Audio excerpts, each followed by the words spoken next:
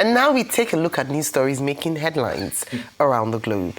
First off, with just 48 hours to the next phase of Nigeria's new tax regime, President Bola Tinubu has ruled out any delay speaking for the first time on allegations of legislative alterations to the newly enacted tax reforms. In a personally signed statement on Tuesday, Tinubu said the new tax laws, including those that took effect on June 26, 2025, would proceed as scheduled, describing the reforms as a once-in-a-generation opportunity to build a fair, competitive, and robust fiscal foundation for the country.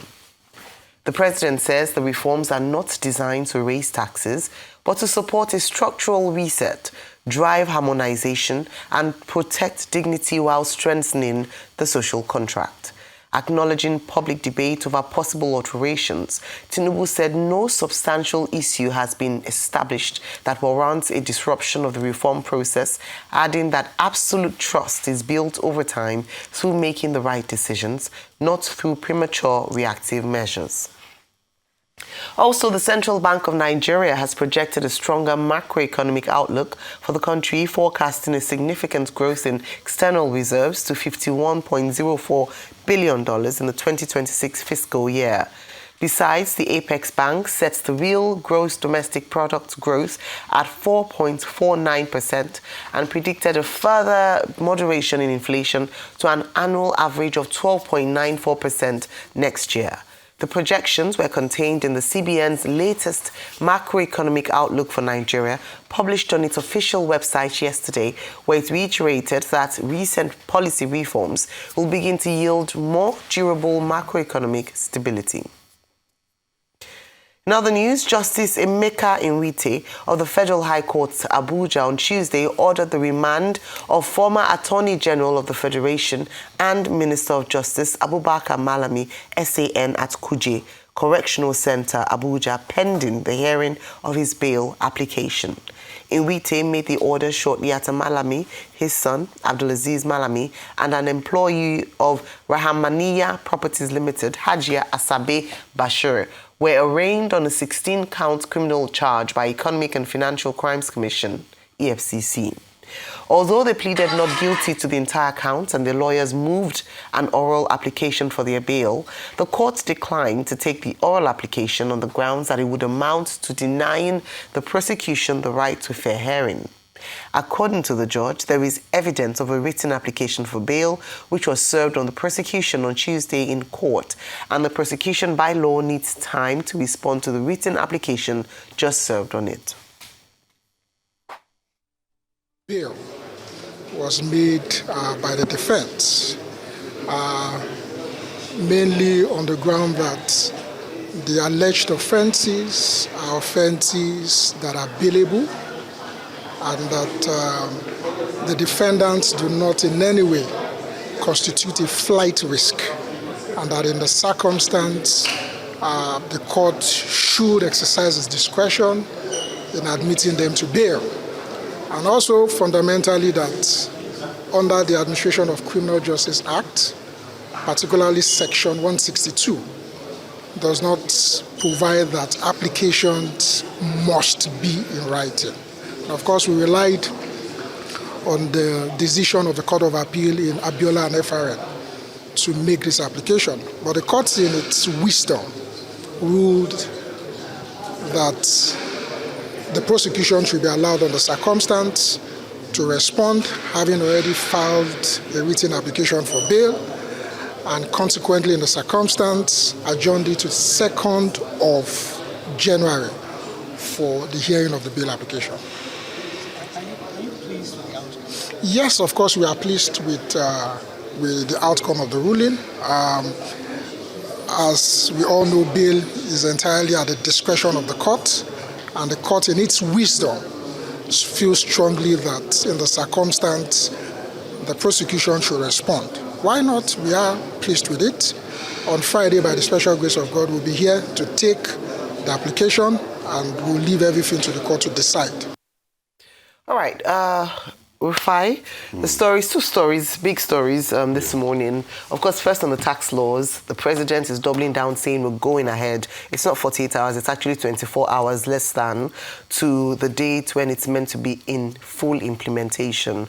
And also, of course, the developing story on the former Attorney General of the Federation, Malami, and his arraignment in court yesterday. Your take on these stories? Real quickly, I feel quite very taken aback. And if this government wants integrity, I want people to believe them. You need to be able to show it. The president writes in the statement, say, okay, we're doubling that, we're going ahead. I understand the cries of the people, but it's not enough to be able to suspend. In a law where you can still show us the harmonized law that was initially sent across, then it brings about the case of integrity. And if they cannot show us that harmonized copy, to be able to compare with what they gazetted, then something really, truly happened. And that's why they're quickly going ahead to re-gazette. And it's very sad. It's very sad. It's not going to take us anything to be able to clear that conundrum. You see, you keep talking about the mistrust of government. These are the things that bring about the mistrust. So all the hue and cries was in vain. Does the president think anybody wants to stop the tax law? We're saying integrity. You can't build something on nothing. This, you're trying to build something on nothing. If the harmonized copy is different from what was gazetted, and there's a conundrum around it, a lawmaker raised it. It wasn't Nigeria, it wasn't civil society. A lawmaker that is privy to the harmonized copy raised it. And today we are saying, okay, release that harmonized copy. We've not seen the result of the committee, and you, the president, say, okay, go ahead. What the president have just done is he has not put pay to the controversy about the tax laws. It will continue to rage. People will continue to talk about a forged tax law. That's what he has just done. So I hope his media handlers will not start abusing people when they start to complain about it and raise it in the new year and raise it around the election cycle that we spoke about this. And you did nothing about it. So for those that advise him to go ahead, yeah, go ahead. You have your way, right? You've shown you are the president. You don't listen to the voice of the people. It's all about you. You have the mighty power. You are the president. The people don't matter. Voices don't count. That's it. That's what you've shown. So go ahead. Have it your way, Mr. President. Enjoy yourself. You are the president, right? And nobody can challenge you. So when people raise concerns about a very important matter like this, you just shush them and say, we have to go ahead. Even when the National Assembly called for a review into the matter, we have to go ahead. It speaks volumes about the separation of powers in this country. And it shows that the National Assembly is a rubber stamp. It's a joke and nothing but a joke. This is how democracy starts to crumble. Happy for all of us. As regards to the projections, and congratulations to Wale Edu, by the way, for his, is it CVO he got now from King Charles? Yeah, congratulations to him. Like Dr. Bati will say fondly, there are implications. As regards the projections, yes, projections for the new year, quite very good, 4.49%. If that happens, that will be just 1% ahead of population growth. And projecting about 51 trillion for reserves, yes. But you see, we keep touting this reserve. Yeah, to be able to cater to our imports and all of that. But we also have a country where the budget is not effectively funded. I mean, look at the discrepancy of what happened between what they said they got in revenue and how they could fund the budget. We'll be going into a new year with running 2 budget cycles concurrently. At least the 2025 budget runs up to March. Last year, the same thing. And why all of this happening? Funding issues. We're not getting well on funding. We say, okay, because we want to wrap up funding. Even the funding we get, the question is, what are we doing with them? How much are we seeing it? All the promises they promised turned out to be lies. Promise number 1, if we pull out subsidy, we'll use the savings to improve infrastructure and do a lot more. It didn't happen. We use it to better the lots of people. It didn't happen. No, we're giving more money to governors. In fact, the governors are not even saying, but the federal government, you have 52%. Am I the one that is getting the government contractors to protest? No, because they are not well funded.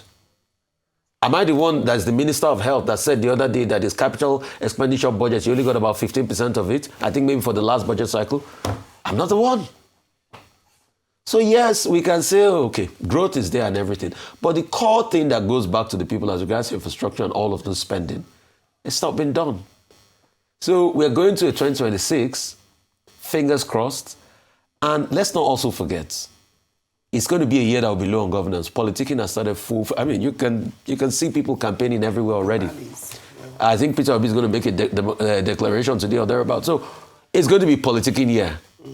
And if with last year we couldn't even effectively fund our budget, how are we sure we're going to do the same this year? Which is going to also have some uptick of inflation because of political spending. So amazing times for Nigeria, but Happy New Year, wish you the best. Dr. Bati. Okay, yes. Three interesting subjects. I hope I'll have enough time to dimension them appropriately.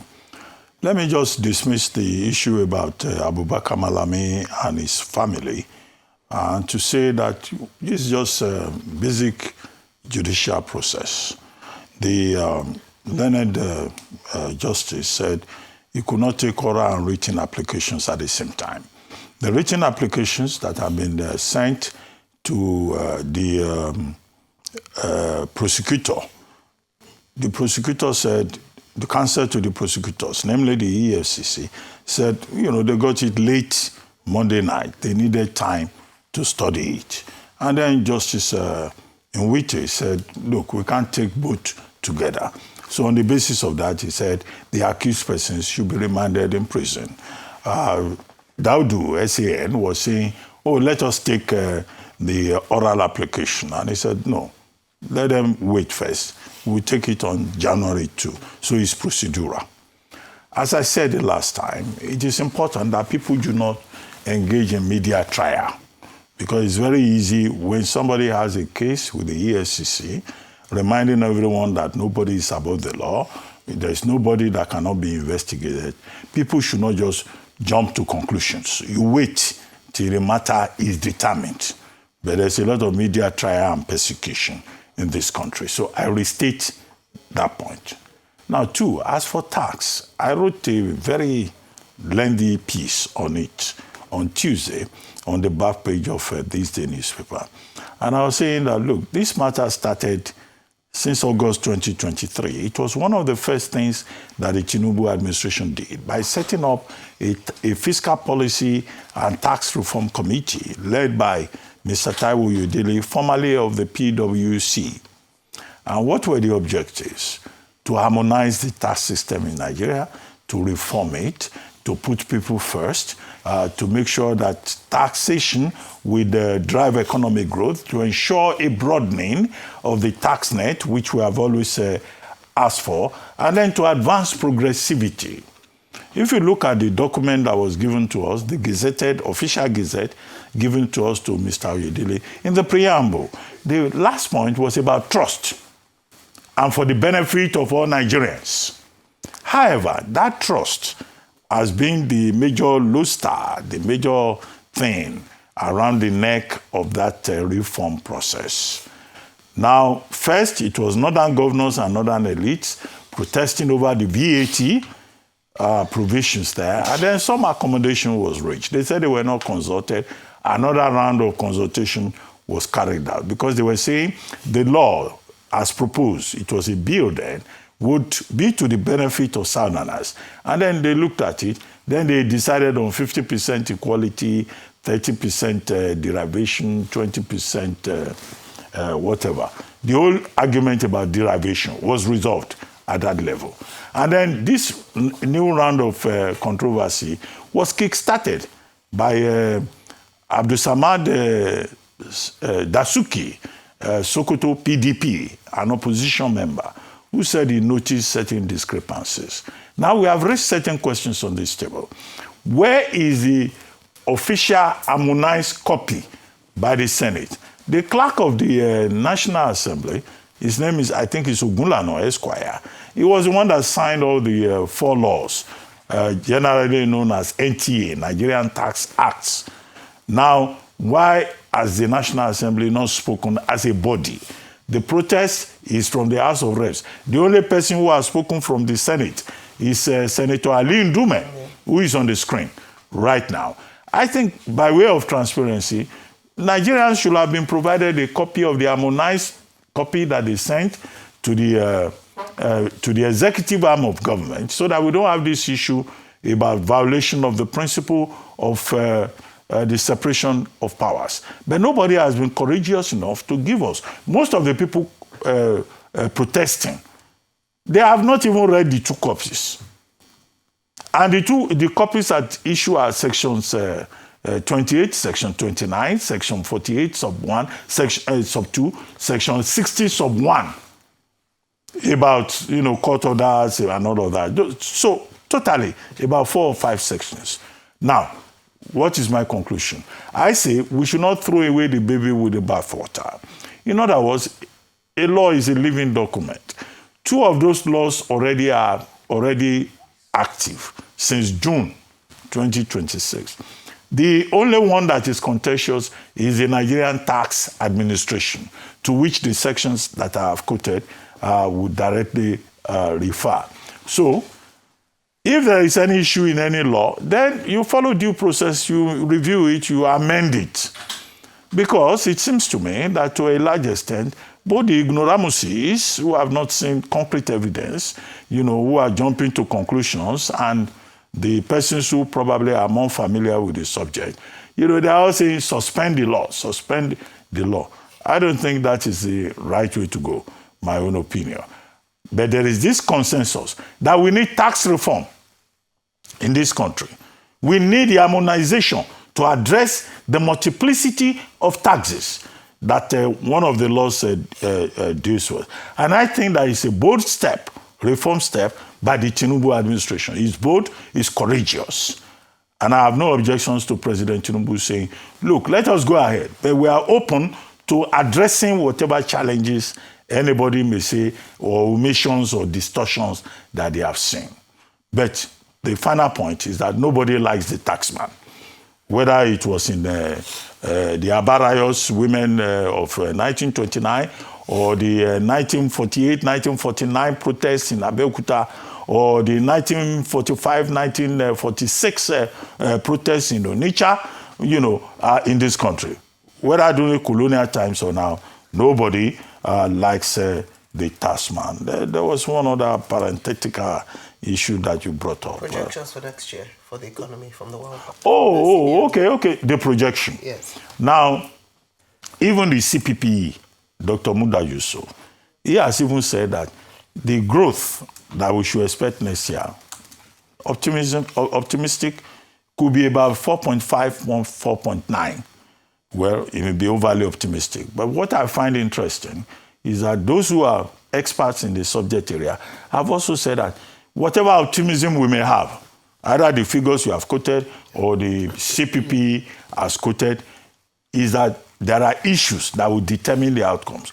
One will be volatility in the oil sector, the performance of the non-oil sector, reactions to this tax issue that we are talking about, and then more importantly, geopolitical tensions, and also insecurity. These are the major determinants that I've seen the experts identifying. So it's not given to just say, oh, this is the projection from CBN, this is the projection from CPPE. We should pay attention to those determinant factors and whether those will affect the outcome eventually. But what we expect, what the theory and the experts tell us, is that Nigeria will be in a better place if we can even do double-digit GDP growth, economic growth, if we can even do better than the projection either by CBN or by the Center for Private Enterprises Promotion. Right. So on the tax tax law and the fact that the president has released a statement that come January 1, the date is sacrosanct, is going to be implemented, and called for the support of Nigerians to implement this. This has been an ongoing conversation, debate, some people might call it, because there have been people who are for and those who are against. We even had with us here a few days ago Mr. Taiwo Yedele, who is the chairman of that reform committee, of the tax reform committee, and who spearheaded this tax reform and now the tax law, and who had made a case for why it was important to go ahead despite the many calls from different quarters to suspend or even do away with it based on the allegations made or the statements made by the member of the House of Reps, Honorable Dasuki, that what was gazetted was not the same thing as what was passed as a harmonized copy of the law by both the Senate and the House of Representatives. There are critical issues here.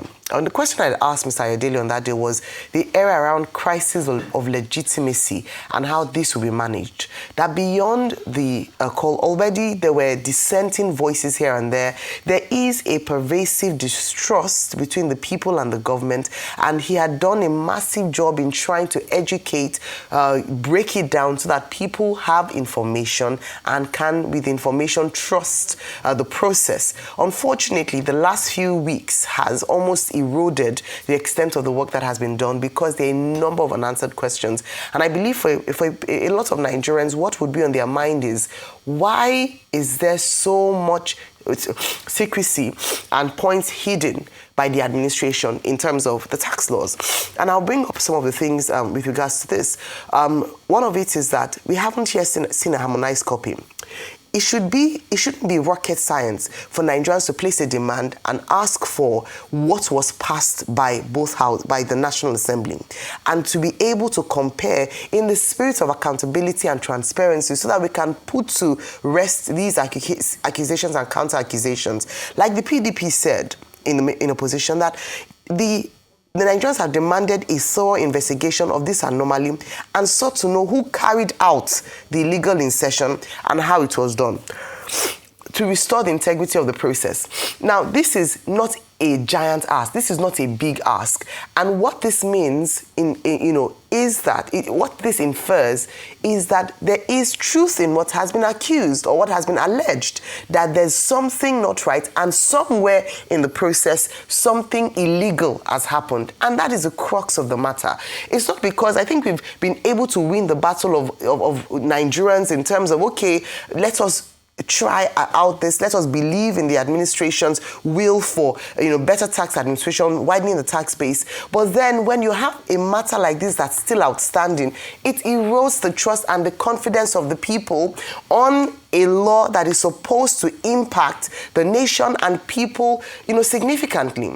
And so one of the things we're asking for, yes, we understand the importance of the new tax laws. Yes, we've been able to hear and understand the case for why it should come into implementation on the 1st of January. But there's still that issue of trust. And if there's no trust, if there's a legitimacy crisis, it means that people are more loath to want to pay taxes under a flawed system. And this is one thing that they ought to address. This is what we have called for consistently. If it does go ahead tomorrow, as the president has doubled down on, then what we'll be calling for is more engagement. And I saw that Mr. Taiwo Yedele was with Babcock University. He's asked the universities to partner with them in raising awareness. He's called for more influencers. It is to break down information because there's also been a lot of misinformation, lies and propaganda around the tax laws. Let the people know. But I do think that it would be a stain on this administration if we're not able to get to the bottom of what truly happened. Because if it happened with the tax laws, how do we then trust other laws that are passed under this administration if someone can willfully, unilaterally insert or add information that was not passed by the National Assembly? These are the issues. Now, going on to, let me tie it in with the AGF, former AGF's case. What I had said yesterday was that we must have institutions and systems that work enough so that when we talk about revenue generation and moving away from oil dependency through this tax law, as part of what the tax law is meant to address, that the money is properly accounted for and not looted. Yes, he is innocent until proven guilty, but the optics look absolutely wrong. And we have seen he's not the first. We have seen a number of public office holders who have been accused of mass, of mass fraud or mass corruption. And we see the people's money being looted, being taken by one person or a few individuals. And so if we're going to make a case for people paying taxes, we must also make a strong case for a judicious and transparent, accountable, use of the money that people are paying. Because when we look at the economy, it's difficult for a lot of people. It takes a lot. A lot of people are facing hardship. And so if you're asking us to pay more money, then you must be able to demonstrate very clearly that what the money is being used for is towards infrastructure. We talk about social contracts. If the people pay taxes, obey the law, if they engage in civil responsibilities, then the government on their own part must also be able to demonstrate that they're ready to meet the people with that social contract, which is an unwritten rule. And so those are the things that we're asking for. And yesterday I said the optics was bad with regards to that, but the most important thing is to see a seriousness to cases such as this. If he's found to be innocent, absolutely great to know that he would be exonerated. But if he's found to be guilty, the main thrust of this is how do we prevent incidents like this from happening, so that after people have paid taxes next year under the new tax laws, we don't hear down the line that someone looted billions of naira in a parastatal or in a ministry. Those are some of the issues here, but we'll definitely follow the case very closely. In a few minutes, we're going to have Tilewa Adebajo speak more on the projections by the CBN, as well as a general overview of the economy in the last 1 year and projections for 2026.